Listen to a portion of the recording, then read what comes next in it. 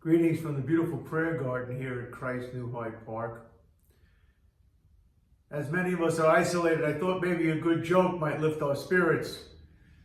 And even a bad joke, the ones I'm famous for, might get our endorphins flowing. There was a miserly man who was determined to take his fortune with him when he died. And so he gathered 3 clergymen, a priest, a rabbi, and a Lutheran pastor. It wouldn't be a good joke if we didn't have a Lutheran pastor involved. And he gave each of them $30,000. And he instructed them that when he died, they were to take the $30,000 and put it in his coffin so that he could indeed take it with him. And he died.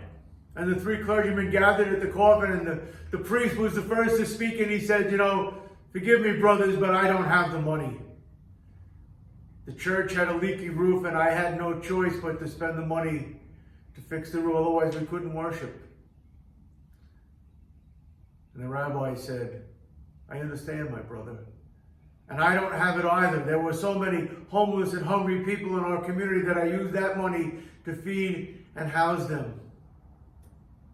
But the Lutheran pastor was shocked by the behavior of his brothers, and he said, "How could you do this? How could you betray this man's trust in us? I put my personal check for $30,000 in his coffin." Ba-rum-bum. It's a bad joke.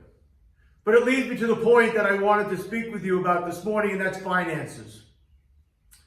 The federal government is putting together a program to help individuals and small business, but I'm not sure where the church stands on that spectrum.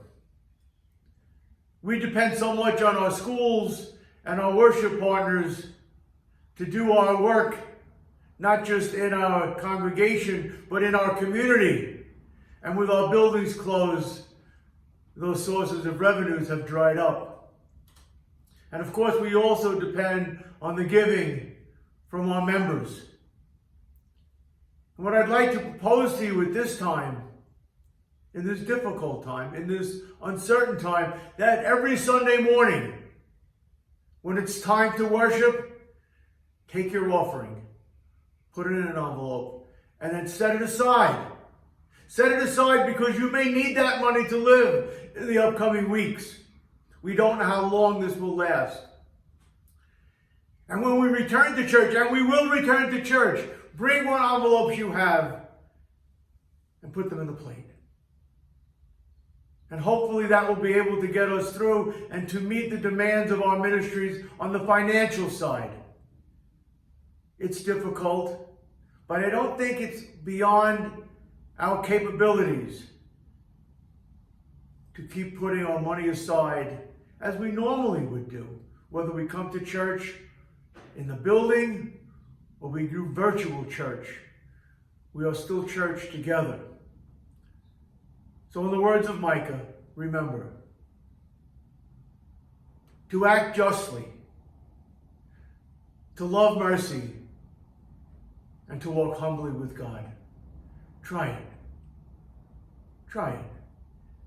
And may God bless you all.